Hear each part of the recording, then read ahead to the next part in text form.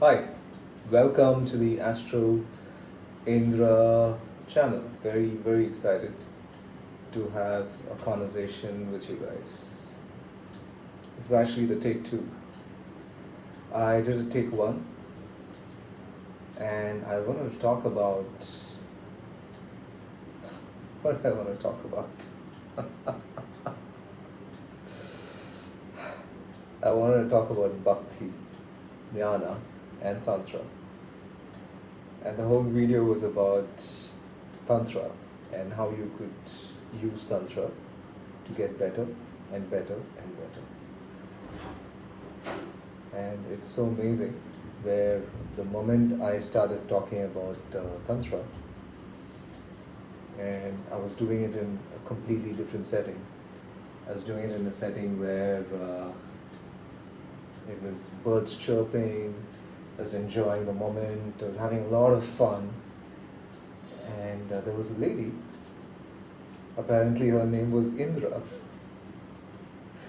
And she was, and not even someone that we know, and she was asking weird questions. So I had to forcibly stop the video and then get to it. So I'm like, and this was just the moment I started talking about Tantra. So I'm like, okay, what's going on? What is this?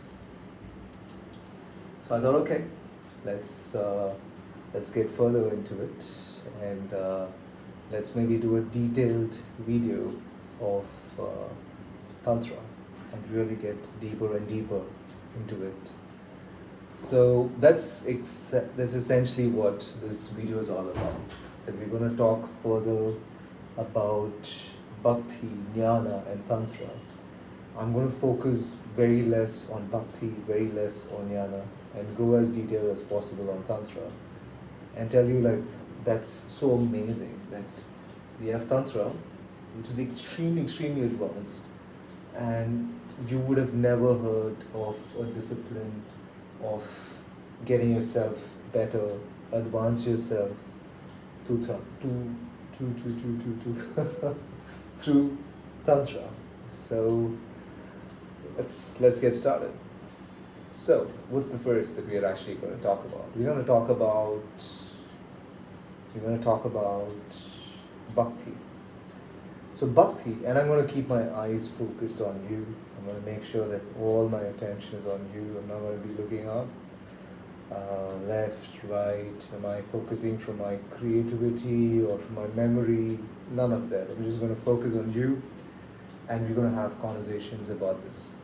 So bhakti, as the word suggests, is all about love. So where you love the deity.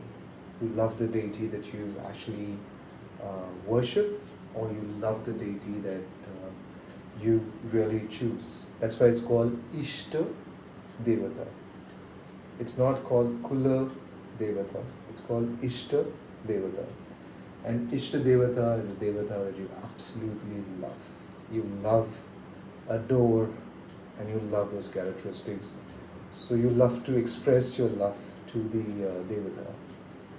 Now this Ishta Devata could be someone that you give flowers, incense, you do your things to it, which is like you give it food, anything that you really want to pour your heart out. So whatever you want to really pour your heart out, you want to like just be there, you want to spend time there, you feel good there. Ishta Devata, that's bhakti. Essentially, folks with a very strong Venus or a very strong Saturn, they really get into bhakti, because bhakti is all about long-term commitment. It doesn't matter about the benefits that come from it. The benefits of doing this really doesn't matter. For example, Radha, she loved Krishna. She just loved Krishna. It didn't matter what benefits Radha got through Krishna, or Meera, the kind of love that she had for Krishna. It didn't matter what benefits she got from it. Just being in that space of showcasing love was enough. That was enough. just showcasing love, expressing love, being grateful for just being in the presence of the Devata was enough.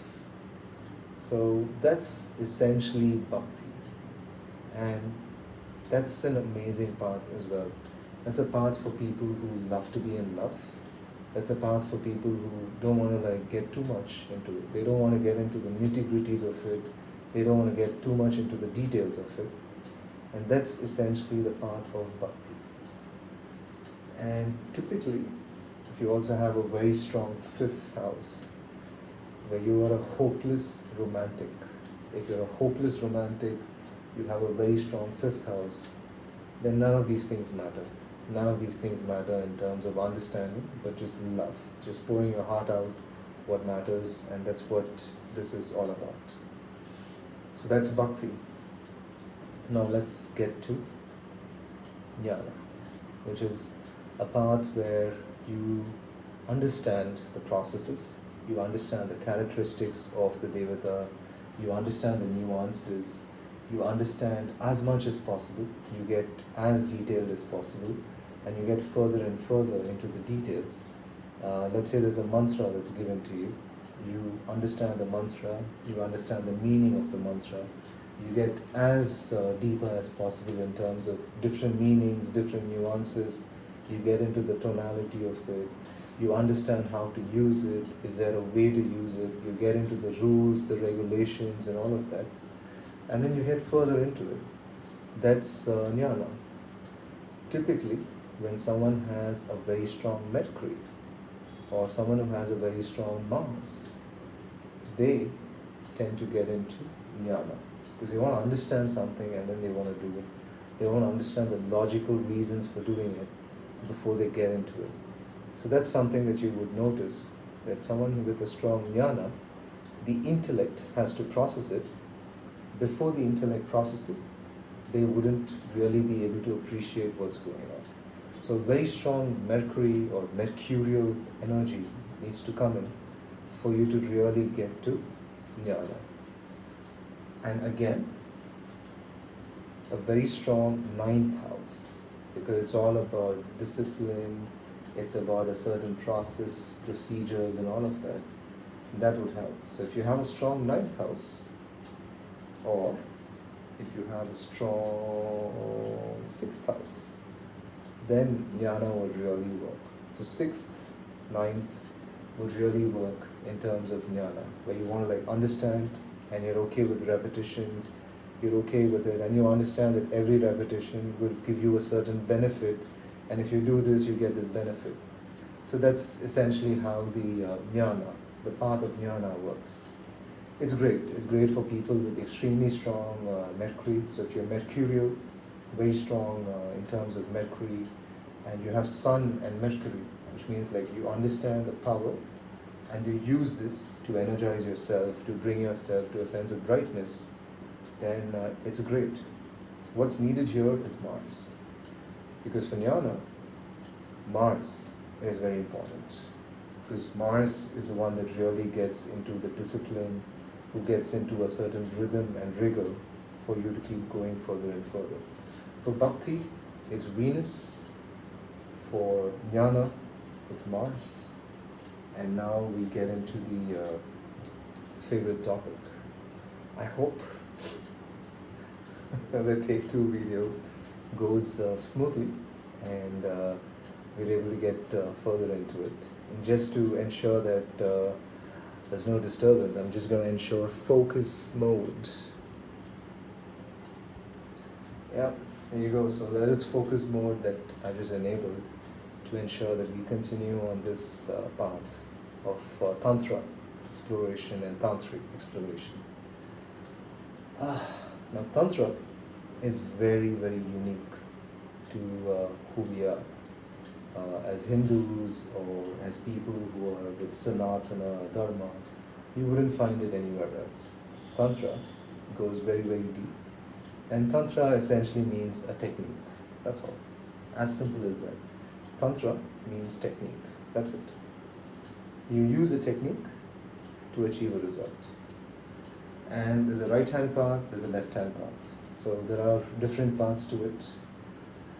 And I'm going to explain this in a simpler format, but I want to also bring in the certain planetary energies for you to really take this further.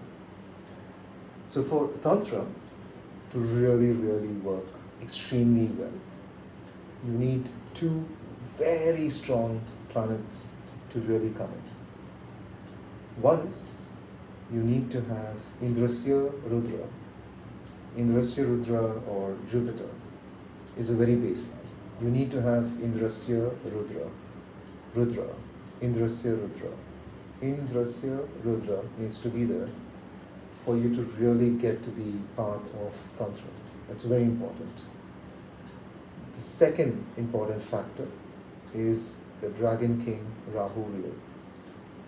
Rahu or Dragon King Rahu real is extremely important for you to do very well with Tantra. Because Rahu is highly intelligent. Rahu is like super intelligent. And he's able to figure a way which nobody else is able to figure.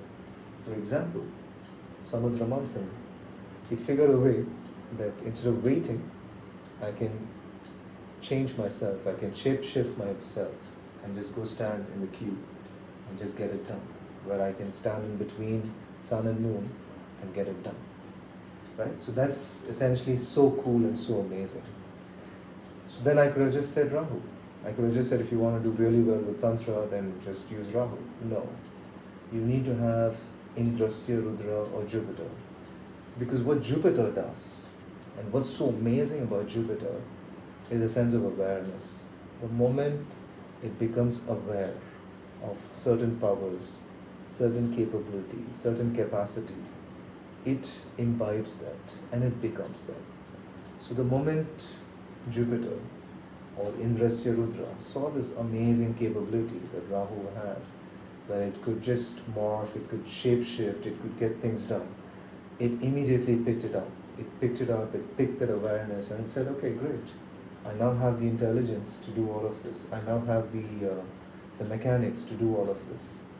And that's essentially the very basis or premise for you to do extremely well with Tantra. So before you get into any Tantric sadhana, just ensure that your Jupiter and your Rahu is extremely powerful and highly activated. The true master of the Dragon King is Indrasyarudra or Jupiter. So that's extremely important. So let's get into a certain example. So let me explain this through an example, and then we can just go as deeper as possible in the coming videos as well. So the first thing, so let's say if you're into bhakti yoga, and or if you're into the marg of bhakti, and you love Rudra, you love Lord Rudra, and you love him so much, you absolutely love him. So you just have a fondness towards Rudra, your heart flutters, you feel so happy when you listen to this word Rudra. And when you listen to this word Rudra, just magical compositions start circulating in your body. You feel like, wow, amazing, I love it. So then when you chant this, which is Tat Purushaya Vidmahe Mahadevaya Dhimahi Tanno Rudra Prachodayat. So when you do this chant, you're doing it not because of any need. There's no number, there's nothing. You're just doing it out of your love, out of your heart. You're just coming from your heart, you're pouring your love, and you're saying that it's great I got this opportunity to say these 3 stanzas, or these 3 sentences, or this mantra together. And because I'm able to say this, I feel so happy. I just feel happy. I feel so connected. I feel so much in love with Rudra. And this could go with any mantra and any Ishtadevata that you have. It could be about a Devi mantra. It could be about Krishna. It could be about anybody. Anybody, any mantra, that you do it with absolute love. And you're not doing it for a certain benefit, but you're doing it just for the love of it. So that's Bhakti's way of doing it. Now the same mantra, you figure that it gives you a lot of powers. It gives you powers, it helps you to make you a better person. And if you have a deity in front of you and you're able to do certain pujas to it, then it only empowers you, gets you better. So you realize this and you've studied it, you've spoken about this, you heard certain YouTube videos or podcasts, and then you've gone and figured out someone who's actually done it, and then you've done your effort, and then you've gone to the space that, hey, this is something I really want to do, because there is a benefit towards doing it, and I feel drawn towards this deity, so I'm going to do this. So then they say, okay, you have to do 1008 times a day, and you have to do it in a certain direction, and you have to do it after your bath, you have to ensure that you face a certain direction, and you have to do it. So you do it, and you have the discipline to do it on a regular basis. So you do it every day. So you say the same thing, Tat Purushaya Vidmahe Mahadevaya Dhimahi Tanno Rudra Prachodayat. So you even have a Rudraksh Mala, and let's say the head of that Rudraksh Mala.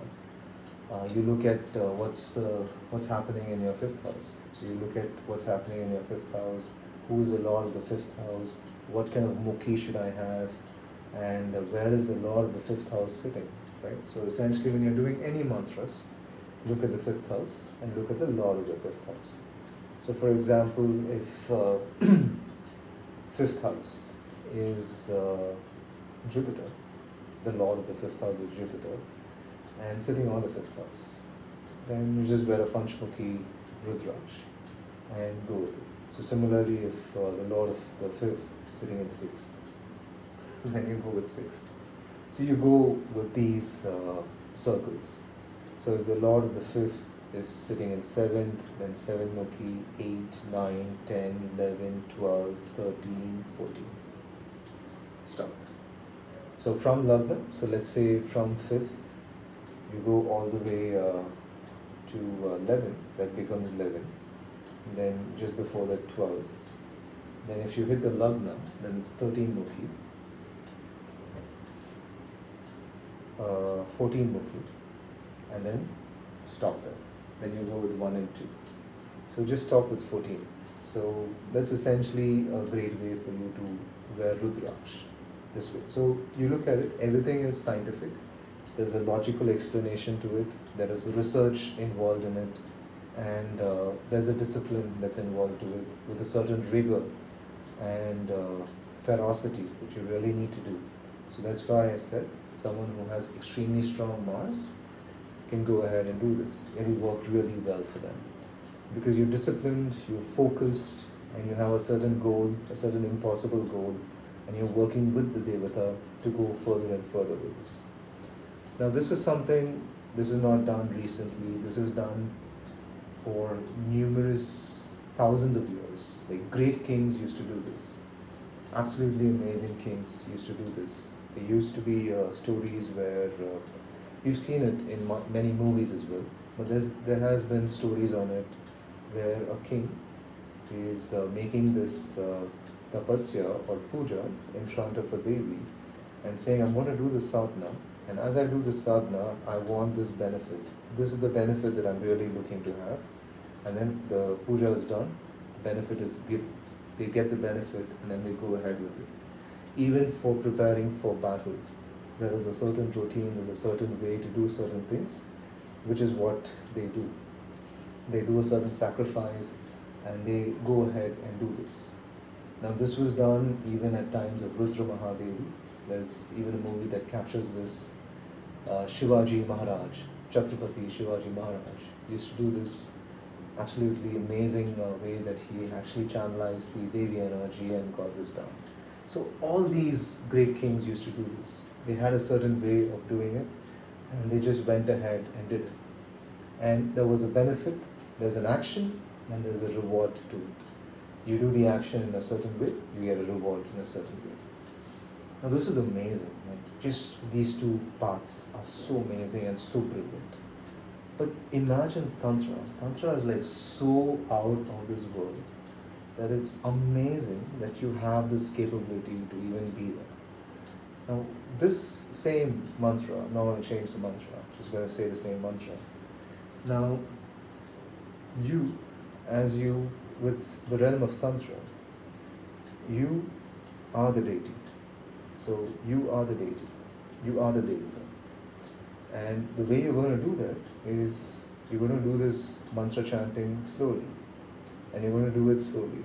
Which is like you're going to say Tat Purushaya Vidmahi Maha Devaya Dhimahi Tanno Rudra Prachodayat. So as you're doing this slowly, more and more, you become that. So with bhakti, there was a devata that you absolutely love and you go ahead and do it. With jnana, there is you and there is a devata. And there is a lot of mutual synergy where you're doing certain sadhana or a practice and there is a reward. So there is an action, and for an action there is a reward. So Newton is extremely happy here because for every action there is an equal and opposite reaction.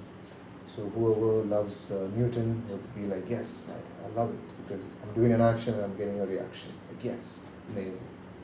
But in terms of Tantra, none of these rules apply. None of these rules apply. And you're just being in that space. You're just being in that space and you're becoming one with the devata. There's no difference, there's no segregation between you and the devata. So as you're doing this more and more, you are that. You are becoming that and you are that.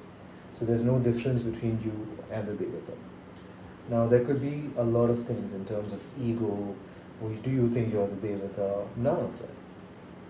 It's a way, it's a technique to be that. It's an extremely advanced technique. It requires INDRASYARUDRA. You need an extremely powerful Jupiter to actually do this. And you need Rahu. Because with Vamachar, there are ways where you could include alcohol, you could include meat, you could include tobacco smoking. Now, the way Tantra is designed for folks who are extremely intelligent, highly intelligent, and at the same time they are very spiritual as well.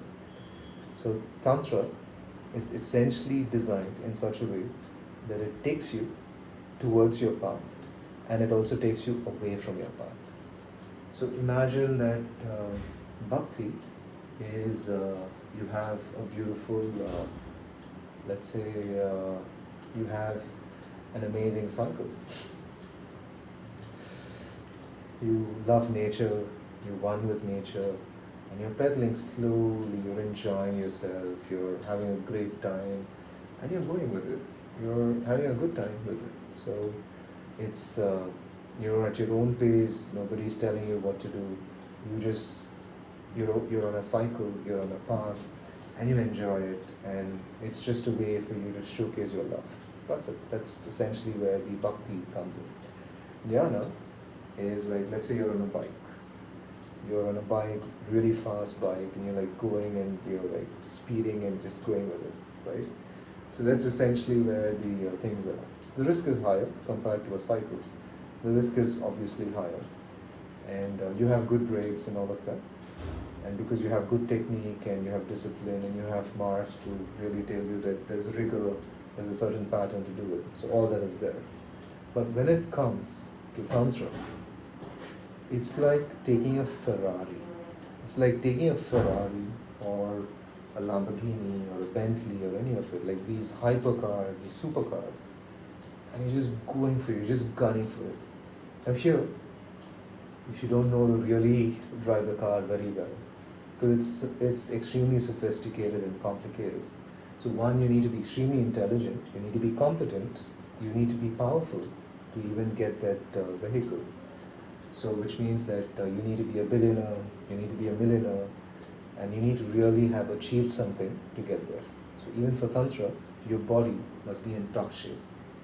You should keep your body in top shape. Your mind should be in top shape. You should have absolute mastery over your mind.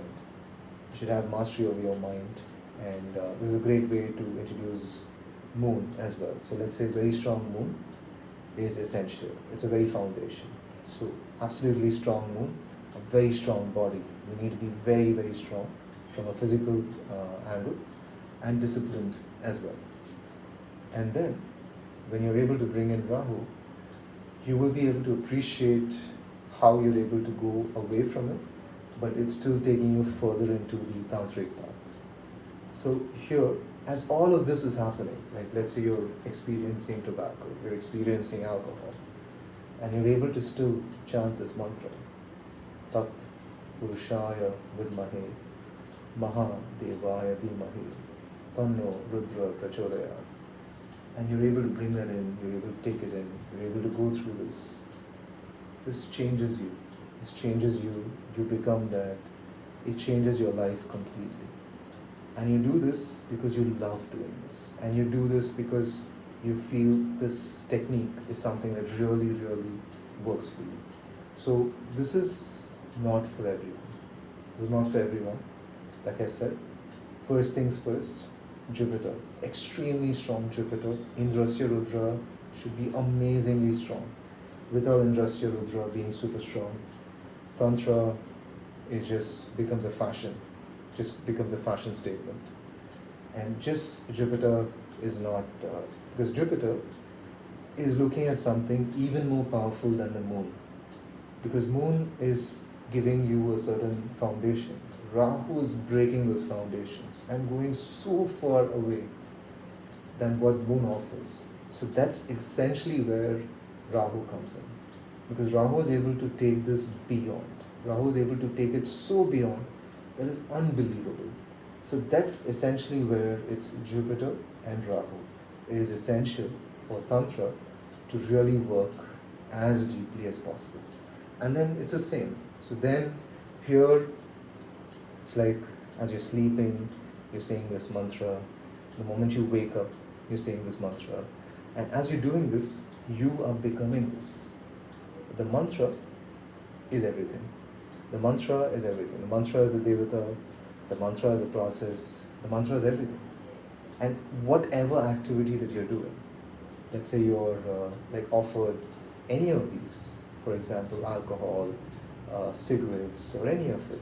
So all of this is not from a sense of distracting you, but all of this comes from a way of how you are continuing to be better and better, better and better.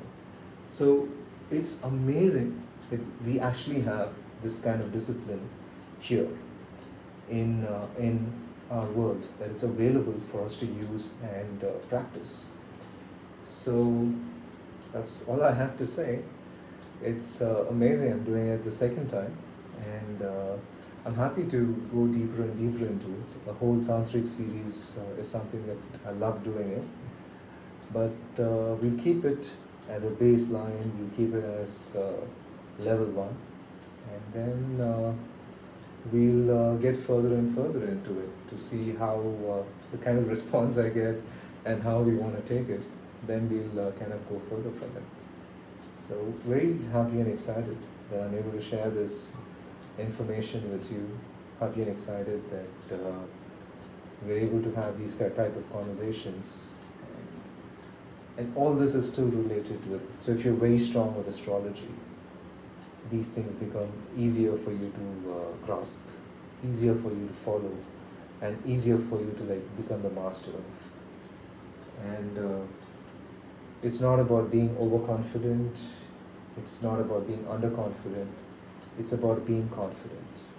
Overconfident, underconfident is essentially from the realm of judgment, where people tend to judge you, whether you're overconfident or underconfident. You come across as confident because you believe in yourself. And for Tantra to really work well, you need to bring your most confident, your most aware, and your most powerful self all the time. And that's essentially why Indrasyarudra and Rahu are so important. And it's essentially Indrasyarudra, like having an entire dragon, a huge, amazing dragon to play with. And it's just getting better and better, better and better, and just going further into it, exploring the limits or even smashing the limits and the boundaries of it. And just having this sense of awareness, like, wow, it's so amazing, and just getting into it and going further to it. It's a beautiful, beautiful space to be in. So yeah, I'll stop here. It's gone like a 30-minute video. I didn't expect 30-minute video on a supposedly short video that I was actually trying to look for. But I'm happy that we were able to get this far. Let's bring this on comments, let me know what you guys think, and let's kind of explore this deeper and better, and let's see how it goes from there. Till then, have a great day. Until we meet you on the next video, bye bye and take care. And don't forget to showcase your love, subscriptions and like for this video. Let's grow this channel together. Bye bye.